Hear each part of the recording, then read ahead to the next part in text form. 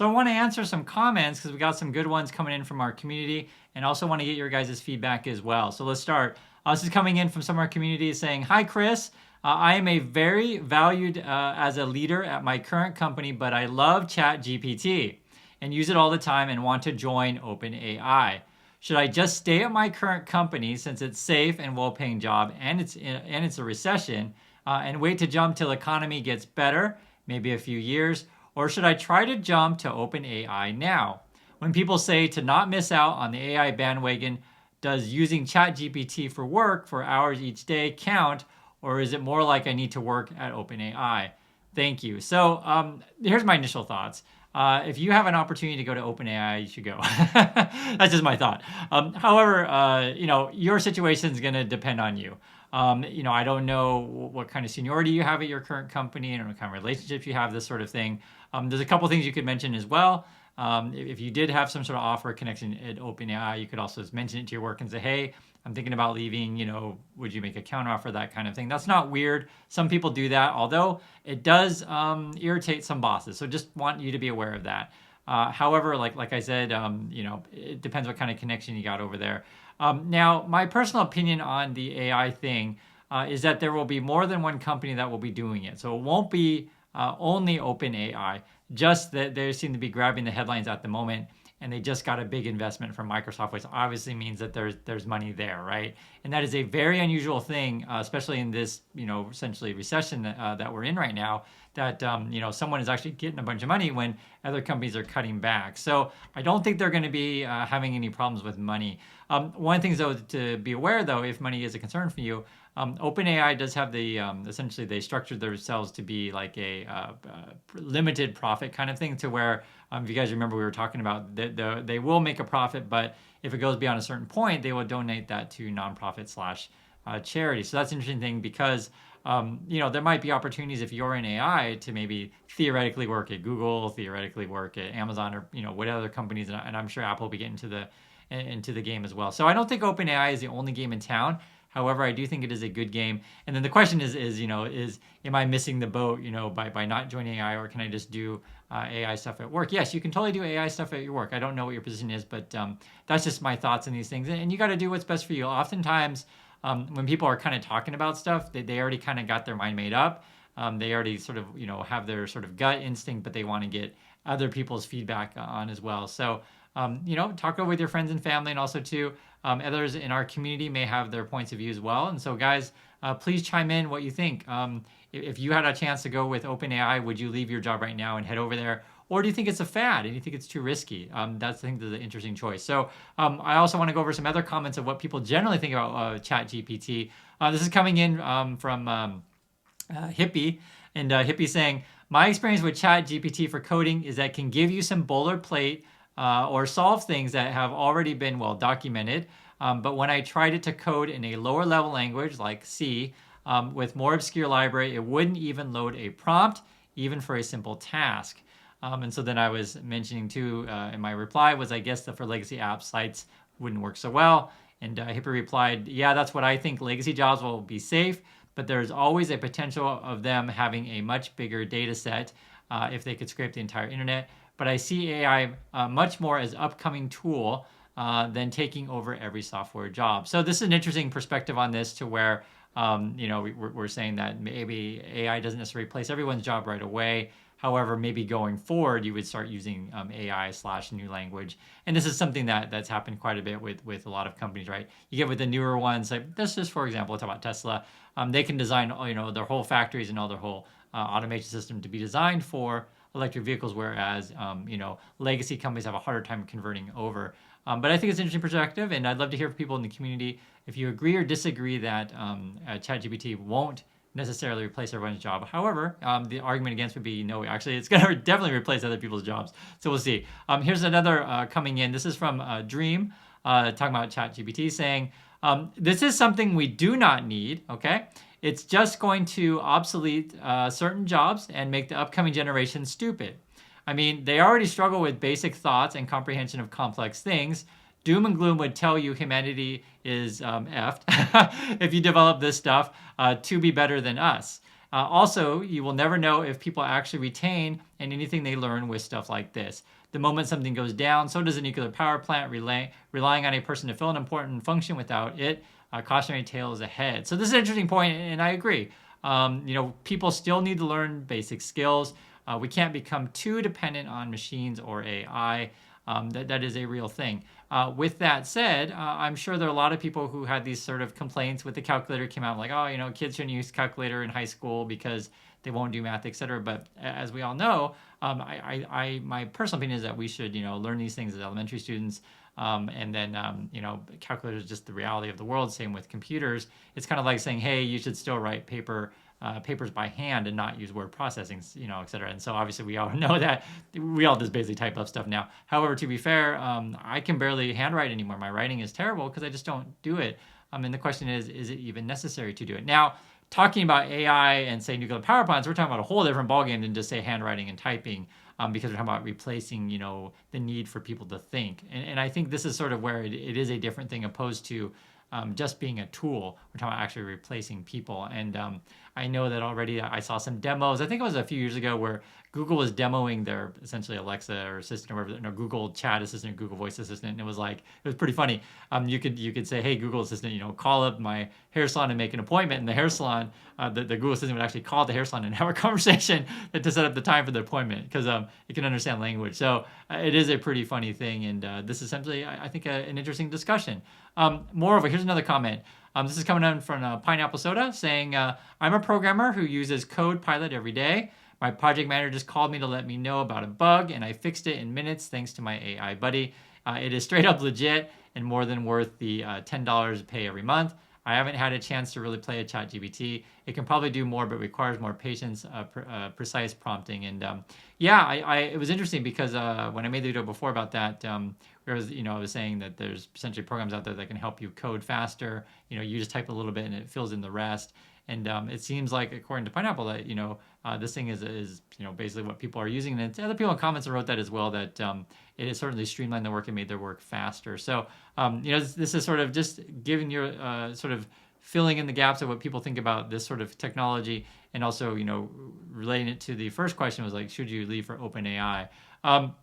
Here's another one. This is coming in from Eric and saying, as a kid, I used to think flying cars would come before robots and AI.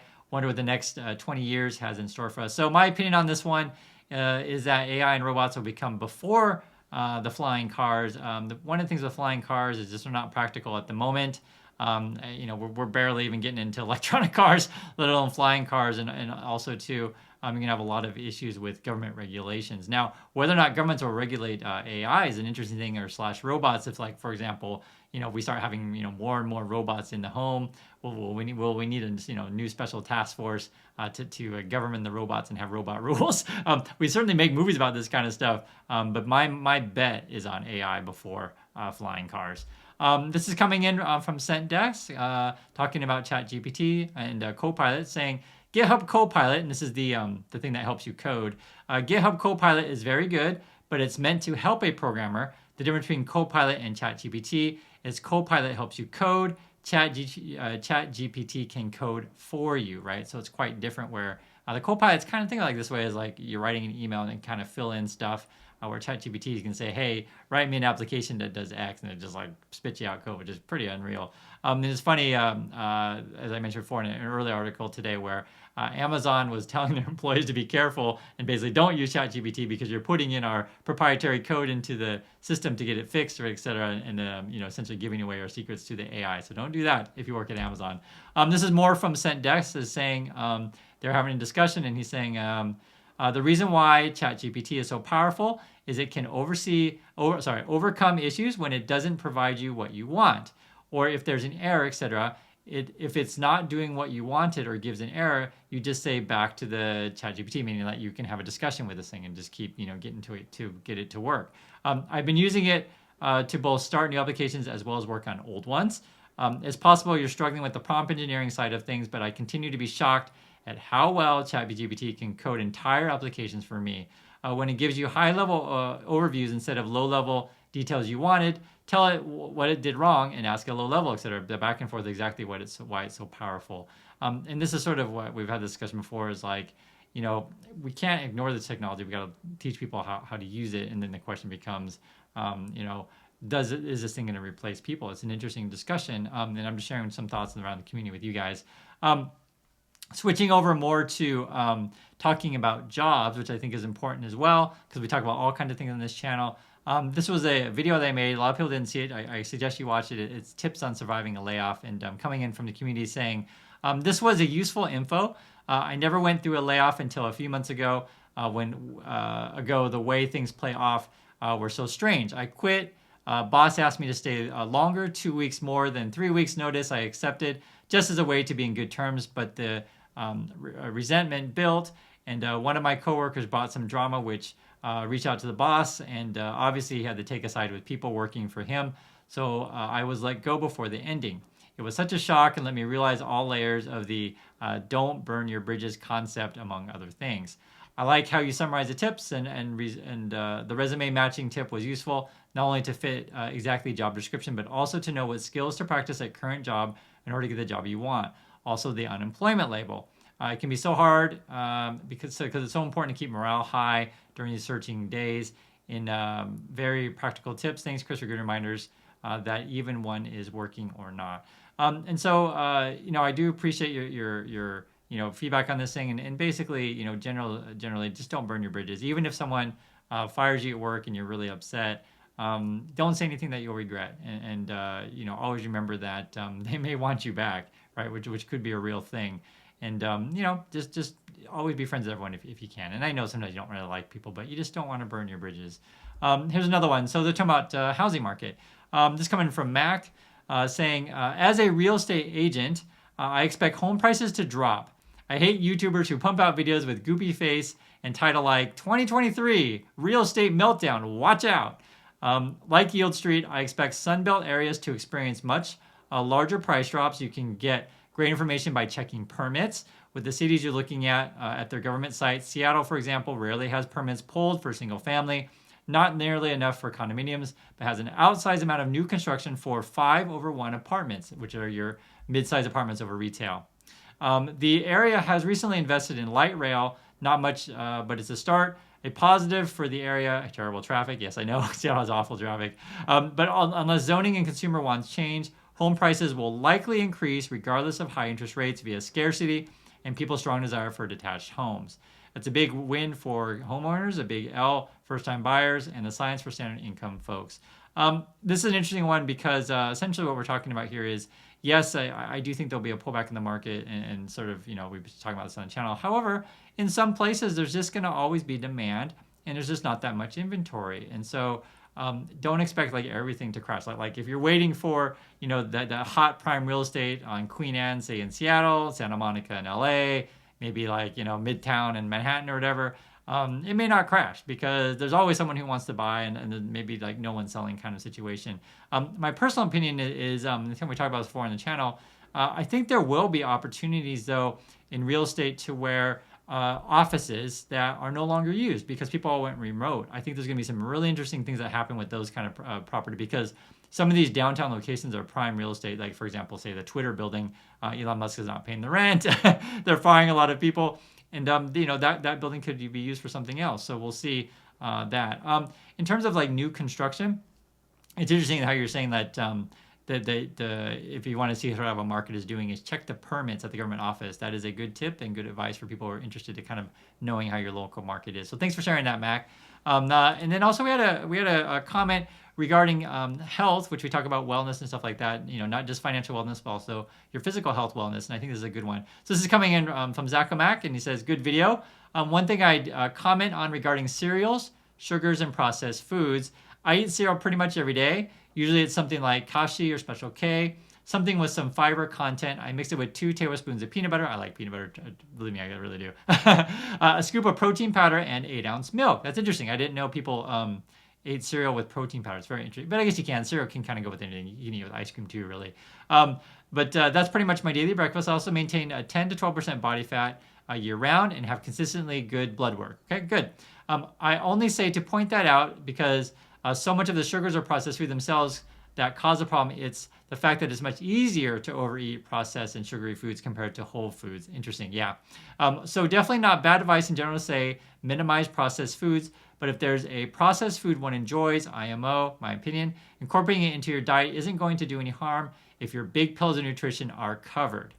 Keeping total calories in check, eating enough protein, drinking enough water, staying active, which I understand can be easier said than done. So again, you're not wrong to say it's best practices for people to just minimize foods. Thanks for the video. I also enjoy your content. So I had a couple thoughts about the diet stuff and the processed foods. And there's another comment. I couldn't find it, but I'll just summarize another comment was saying that not all rice is healthy. In fact, white rice can also be processed as well. And yes, that is also true. So just a couple things. So regarding cereal, rice, any of these things. So first, as I would say, just general advice I think is good to avoid processed foods when you can. I don't think that's crazy advice. However, with that said, say we talk about cereal or rice, there are definitely different grades of cereal and different grades of rice. So for example, here in our household, we mix white rice with other types of rice. And so, true story, our rice comes out purple. And it's funny because for those of you who don't eat rice at home, you probably don't ever see purple rice in the restaurant. Usually they just give you, white rice. But there's all kind of rice, and when you cook it like mixed with different types, it often comes out purple. Sometimes even dark. That's my thoughts on that. Also regarding the cereal thing, I think it's a good point, right? If you like it, eat it in moderation, and I think that's a good advice for anything out there, right? Don't eat too much of anything because you can have too much of a good thing. Someone wrote another comment also too. Regarding the big one is say avoid sodas, which I would completely agree with. I don't think there's any scenario where you should be like drinking soda every day. You can't convince me of that. And this is something that's a big part of American diet is just going to 7-Eleven, getting that big gulp, and I think that can be really detrimental to your health. Other comments about that people have been commenting about also about health, alcohol. Smoking, these kind of things. So, one of the reasons why I stay young, I just don't drink anymore. I drank in college. I used to drink, as I got older, but these days I just don't drink anymore. And then one thing's why that ages you, because it dehydrates you so much. One of the things that you want to do if you want to, just maintain healthy is just always stay hydrated. Drink tons and tons and tons of water. That's never bad advice. And alcohol, this definitely takes a toll on your body. I understand that some people like it. I like it myself. I really do. But me personally, I try to stick with wine when I can. I think it's more natural. There are different types of things out there. I think beer is probably one of the more fattening ones. And everyone's going to have a different opinion on that. There's also an interesting question about fasting. So if you've been following the channel, I got sick a couple, maybe a week or so ago. Had some raw oysters, and I was sick for about a day. Oh man, it was awful. Just throwing up like crazy. And true story, I didn't eat for basically 24-hour kind of thing. Just didn't eat. And after that period, I felt like fantastic. It was so bizarre. My neck pain was gone.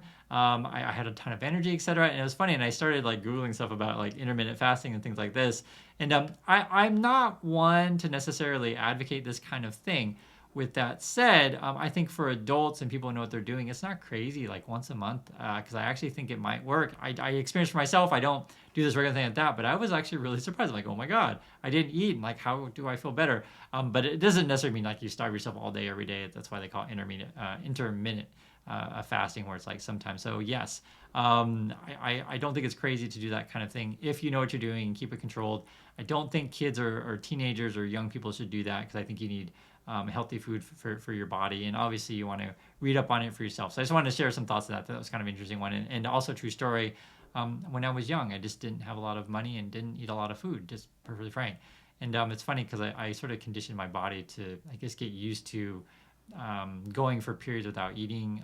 Also, too, I served in the military where basically you eat when they give you food, so there's not a lot of snacking in between. And I think combination of say my childhood and also serving in the military and just I don't drink that much. I think these sort of things sort of keep me the way that I am, and exercise regularly.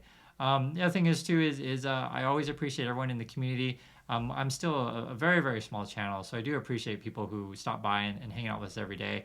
And one of the things that I really enjoy, and I want you guys to enjoy it as well, is just that when you come here and channel and chat with each other, that you're part of a community that we're trying to help each other and help each other get better, help each other to learn. And that's part of it, right? I learn too from reading your guys' comments, and I try my best to, and this is literally what I do every day. I try to read the news and try to understand how, what's going on in the world, because the world is constantly changing. And this is sort of why you always want to stay informed, and I try my best to do that for you. So thanks again, everyone, for watching, and do appreciate your comments. And love to hear your thoughts on any of these things that we talked about. And regarding the first comment, please share your thoughts on if you had a chance to work for OpenAI, would you quit your job and leave and jump at it right away, or would you say, nah, it's just a fad, and then stay at your current job? So love to hear your thoughts, everyone, and I'll catch you guys in the next video.